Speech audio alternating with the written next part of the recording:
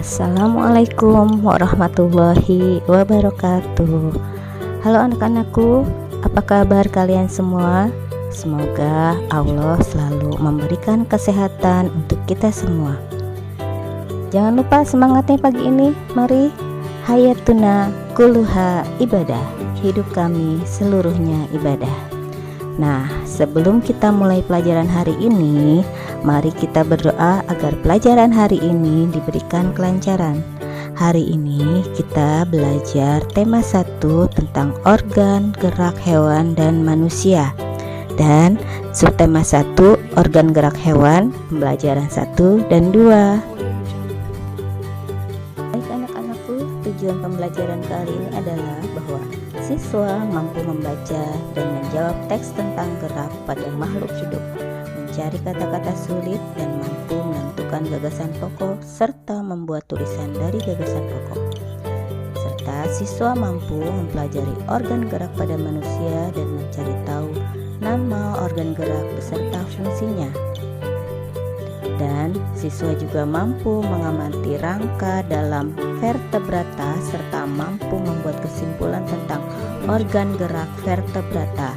Dan siswa mampu membuat gambar ilustrasi sederhana untuk komik.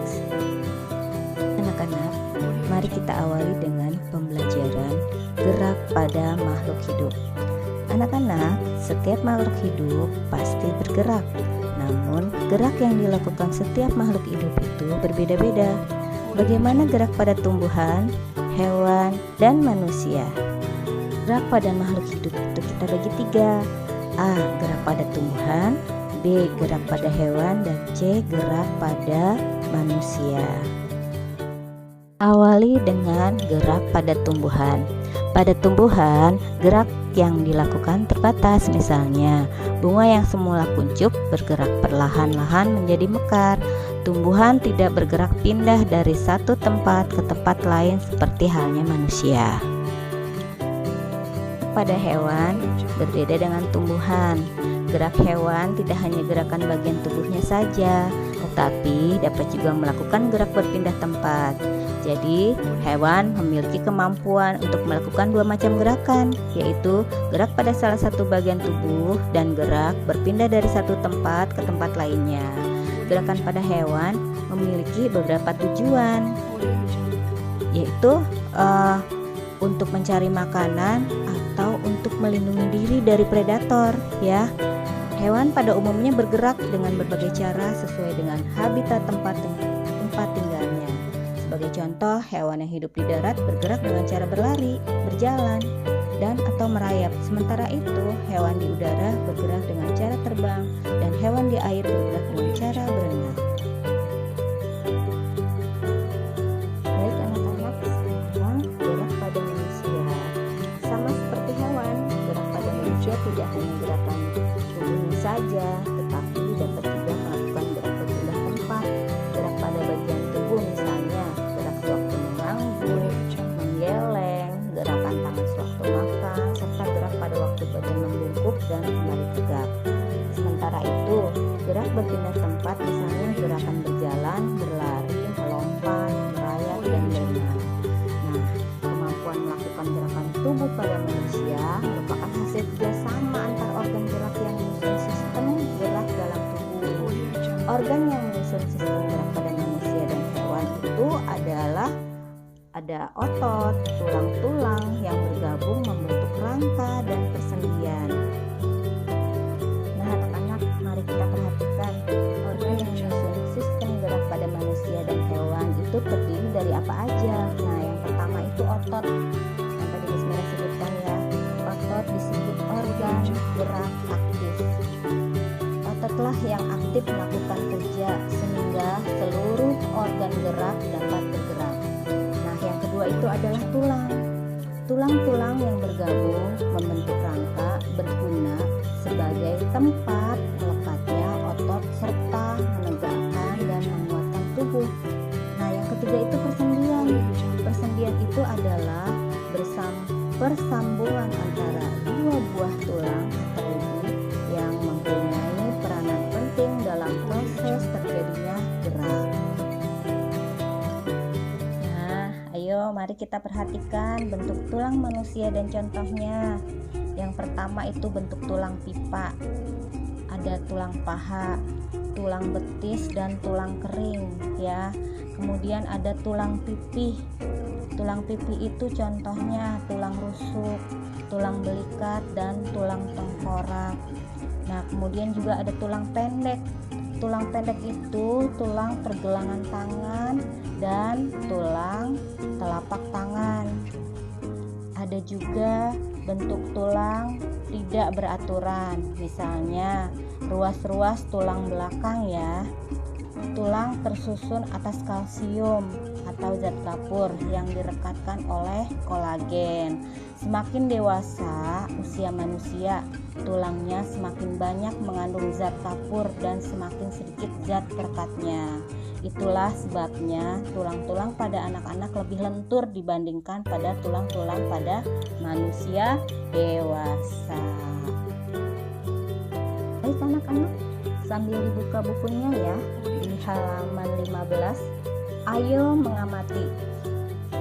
Apakah kalian pernah mengamati kelinci peliharaan yang sedang bergerak? Kelinci bergerak dengan cara melompat. Dan apakah kalian pernah mengamati burung bergerak? Burung bergerak dengan cara terbang dan ikan bergerak dengan cara berenang. Nah, cara gerak hewan yang berbeda-beda tersebut ditentukan oleh tempat hidupnya dan dipengaruhi pula oleh bentuk rangkanya. Mari kita amati gambarnya ya. Anak-anakku perhatikan, di sini ada rangka kelinci. Rangka kelinci itu terdiri dari tengkorak, tulang leher, ruas tulang belakang, tulang pangkal paha, tulang kaki belakang, dan tulang kaki depan ya. Inilah contoh rangka kelinci. Sedangkan kita akan mengamati lagi rangka pada burung. Mari kita perhatikan lagi. Baik, coba kita perhatikan. Ini adalah rangka burung. Apakah rangka burung itu lebih banyak atau lebih sedikit daripada rangka kelinci? Kita perhatikan ya. Di sini rangka burung terdiri dari tengkorak, tulang leher, tulang jari kaki, tulang telapak kaki, tulang paha, ada sayap, lalu ada tulang sayap.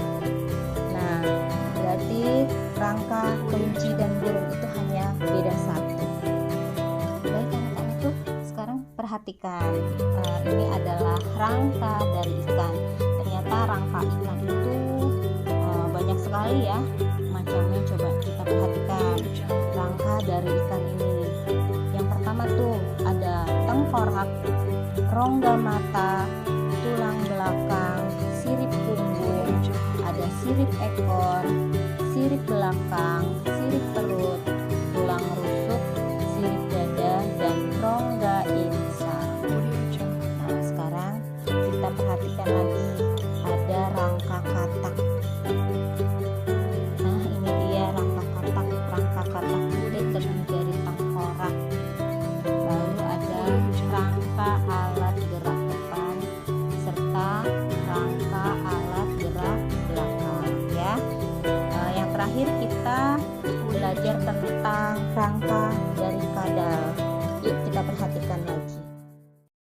Rangka pada kadal itu terdiri dari, coba kita perhatikan, yang depan itu tengkorak, lalu ada tulang jari, tulang rusuk, serta tulang belakang ya. Nah, itu adalah yang kita pelajari hari ini. Adalah kita belajar tentang rangka-rangka pada hewan dan manusia ya. Jangan bosan ya, karena memang pelajaran kita itu sekarang cukup padat. Jadi kalian harus semangat. Bismillah juga tetap semangat ya. Anakku, kalian tahu apa itu vertebrata? Nah, vertebrata itu adalah gerak hewan bertulang belakang ya. Gerak pada hewan bertulang belakang. Jadi di sini ada contohnya kelinci ikan, katak, dan kadal merupakan hewan bertulang belakang.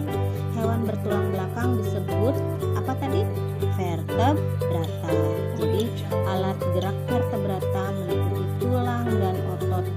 Tulang-tulang pada vertebrata bergabung membentuk rangka dalam vertebrata memiliki rangka dalam yang berguna untuk menyangga berat tubuhnya. Contoh hewan vertebrata yang tadi Miss Mira sebutkan ya, burung yang bergerak dengan cara mengepakkan sayapnya, biawak, alat gerak biawak berupa 4 kaki yang menopang seluruh tubuhnya. Nah, terus ada ikan. Alat gerak aktif ikan berupa otot bersegmen yang disebut miotom dan memiliki sirip. Nah, anak-anakku, setelah kalian membaca dan memahami bahwa pada setiap paragraf dalam suatu bacaan terdapat gagasan pokok. Nah, kalian telah belajar gagasan pokok ini di kelas 4 dulu ya. Kita mengingatkan kembali. Nah, Mira akan mengingatkan kembali dan menjelaskan mengenai gagasan pokok. Kalian perhatikan ya. Gagasan pokok adalah ide atau gagasan yang menjadi pokok pengembangan suatu paragraf yang menjadi jiwa dan tiap paragraf atau inti dari apa yang dibahas di dalam sebuah paragraf. Nama gagasan pokok adalah gagasan utama atau ide pokok. Dalam satu paragraf hanya ada satu gagasan pokok. Gagasan pokok terdapat dalam kalimat utama. Kalimat utama adalah kalimat yang di dalamnya terdapat gagasan pokok paragraf. Ya anak-anak ya, kalian ingat-ingat kembali. Anak-anakku, Miss Mira di sini akan mengingatkan kembali bagaimana cara menentukan gagasan pokok. Perhatikan ya. Yang pertama, bacalah kalimat demi kalimat di dalam paragraf dengan cermat dan pahami pula apa yang sedang dibahas. Nah, yang kedua, temukan kalimat utama pada setiap paragraf. Setelah menemukan kalimat utama, carilah inti kalimat tersebut. Kemudian, gagasan pokok sebagai inti paragraf terletak dalam kalimat utama yang bisa terletak pada awal, akhir, atau seluruh paragraf. Kalian bisa lihat contohnya nanti di halaman 8 ya. Kalian baca-baca, kalian simak, kalian pahami ya. Adanya di halaman 8 ya anak-anak ya. Sekarang kita sudah di penghujung pembelajaran hari ini ya. Miss Mira yakin kalian pernah baca buku yang ada gambar lucu-lucunya tuh, seperti gambar binatang misalkan kelinci, kura-kura, atau cerita-cerita yang bergambar tentang jenaka. Nah, kalian tahu yang dimaksud dengan komik? Nah, komik adalah cerita bergambar yang dilengkapi teks dialog yang terdapat dalam majalah, surat kabar, atau dalam bentuk buku. Gambar-gambar dalam komik disusun sehingga membentuk suatu rangkaian cerita.